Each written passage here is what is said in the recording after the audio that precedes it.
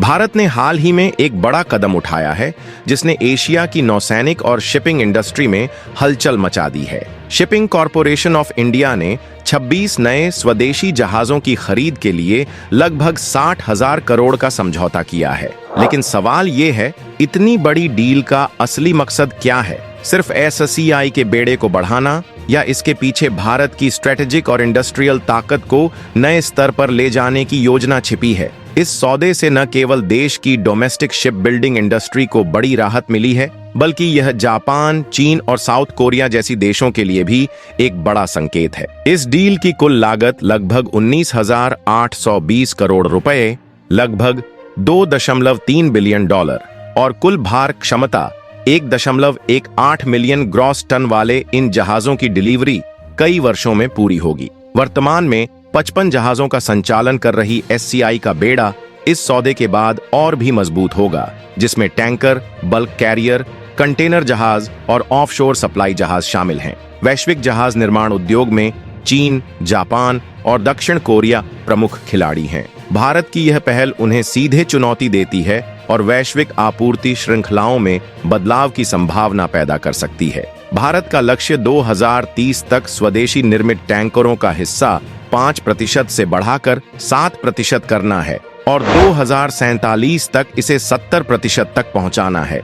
यानी आने वाले सालों में भारत न केवल समुद्र में अपने हितों की रक्षा करेगा, बल्कि यह क्षेत्रीय और वैश्विक स्तर पर एक गेम चेंजर बन सकता है। हर जहाज का निर्माण अलग अलग शिपयार्ड्स में होगा, जिससे समय और संसाधनों का बेहतर प्रबंधन किया जा सके। अनुमानित समय सीमा यह है कि पहले 2 से 3 जहाज अगले 2 से 3 सालों में तैयार हो सकते हैं, जबकि बाकी जहाजों की डिलीवरी धीरे धीरे पूरी होगी। यह चरणबद्ध डिलीवरी प्रक्रिया एससीआई को अपने बेड़े का संचालन लगातार बनाए रखने और नए जहाजों के शामिल होने के दौरान कोई ऑपरेशनल गैप न होने देने में मदद करेगी। इन जहाजों का निर्माण पूर्णतया भारत में किया जाएगा, जो देश की शिप बिल्डिंग इंडस्ट्री के लिए एक बड़ा अवसर है। प्रत्येक जहाज के निर्माण में हजारों टन स्टील, उन्नत मैकेनिकल और इलेक्ट्रॉनिक उपकरण और आधुनिक इंजीनियरिंग तकनीक का उपयोग होगा। भारतीय शिपयार्ड्स जैसे कोचीन शिपयार्ड, गार्डन रीच और मजागो डॉक लिमिटेड इस परियोजना में प्रमुख भूमिका निभाएंगे।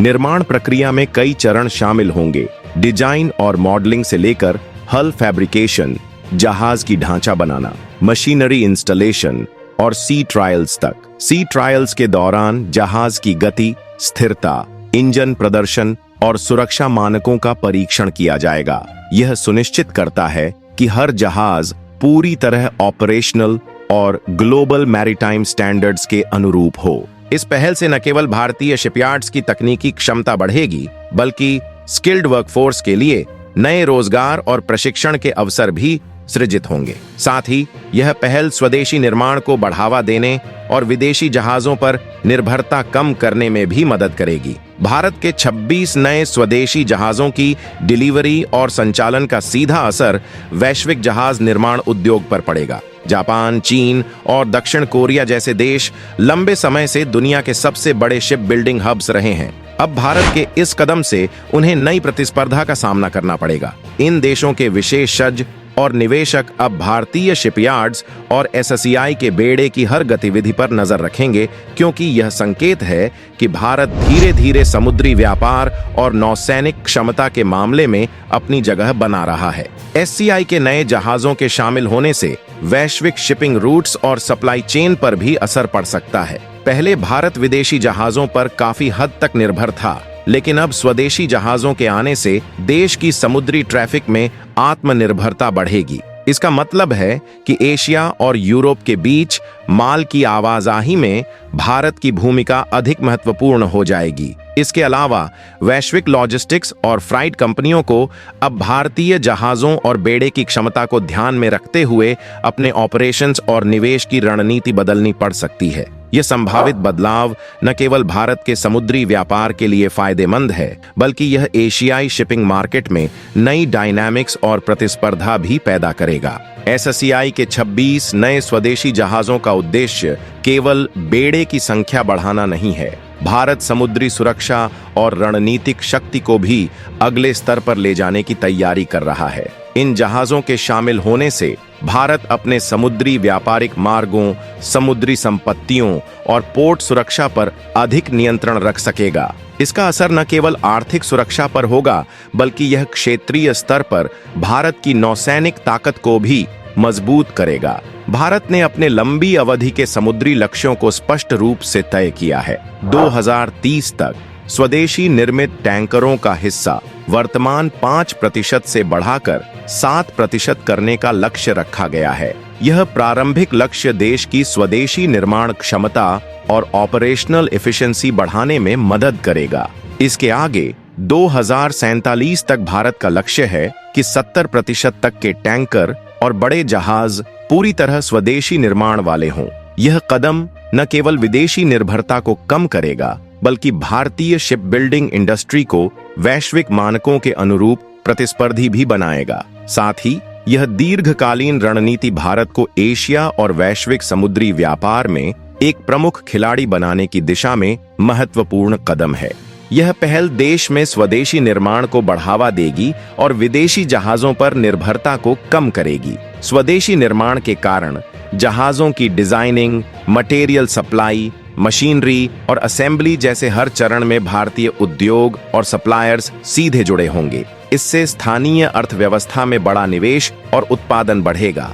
इस परियोजना से भारतीय युवाओं और स्किल्ड वर्कफोर्स के लिए नए रोजगार के अवसर सृजित होंगे। शिपयार्ड्स में इंजीनियर्स, टेक्नीशियंस, वेल्डर्स, डिजाइनर्स और लॉजिस्टिक्स एक्सपर्ट्स की मांग बढ़ेगी। साथ ही आधुनिक तकनीक और मशीनरी का उपयोग भारतीय इंडस्ट्री को वैश्विक मानकों के अनुसार विकसित करने में मदद करेगा। यह कदम भारत को तकनीकी रूप से आत्मनिर्भर बनाने और स्किल्ड मैन पावर तैयार करने में भी सहायक है। स्वदेशी जहाजों के निर्माण से भारतीय स्टील, मशीनरी, इलेक्ट्रॉनिक्स और अदर कंपोनेंट्स की डोमेस्टिक डिमांड बढ़ेगी। यह सिर्फ शिप बिल्डिंग तक सीमित नहीं रहेगा, बल्कि पूरे मैरीटाइम सप्लाई चेन और रिलेटेड इंडस्ट्रीज में ग्रोथ पैदा करेगा। इसके अलावा यह पहल भारत की वैश्विक कम्पिटिटिवनेस को भी बढ़ाएगी, क्योंकि देश अब बड़े जहाज बनाने और डिप्लॉय करने में सक्षम होगा।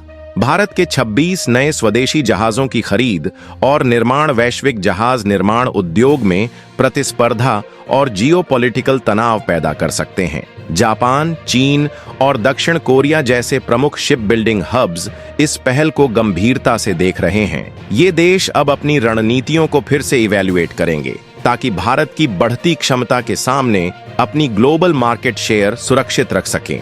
ऐसे में अंतर्राष्ट्रीय प्रतिस्पर्धा बढ़ सकती है और एशियाई समुद्री व्यापार में रणनीतिक मैन्यूवरिंग और भी जटिल हो सकती है। नई जहाज डिलीवरी और बेड़े के विस्तार के साथ साथ भारत को सुरक्षा और निवेश से जुड़े पहलुओं पर भी ध्यान देना होगा। उच्च तकनीक वाले जहाजों और उनके ऑपरेशनल सिस्टम्स की सुरक्षा सुनिश्चित करना आवश्यक है। इसके अलावा इन जहाजों में किए गए बड़े निवेश को मैक्सिमाइज करने और ऑपरेशनल इफिशिएंसी बनाए रखने के लिए सरकार और एसएससीआई को सटीक आर्थिक और लॉजिस्टिक योजना बनानी होगी। किसी भी तरह की टेक्निकल ग्लिच या जियोपॉलिटिकल डिस्प्यूट इस परियोजना के लाभ को प्रभावित कर सकता है।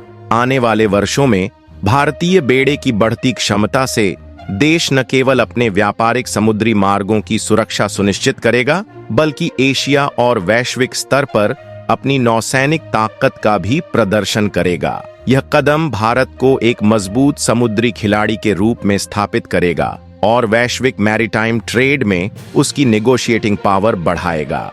साथ ही यह पहल वैश्विक शिपिंग मार्केट में भारत की क्रेडिबिलिटी और इंपॉर्टेंस को भी बढ़ाएगी। इस इनिशिएटिव के चलते न केवल भारतीय ship building industry, skilled workforce और तकनीकी क्षमता को फायदा मिलेगा, बल्कि भारत का जियोपॉलिटिकल और इकोनॉमिक फुटप्रिंट भी मजबूत होगा। यह डील भविष्य में एक ऐसा गेम चेंजर साबित हो सकती है जो आने वाले दशकों में भारत को समुद्री व्यापार और रणनीति में एक प्रमुख शक्ति बनाएगी।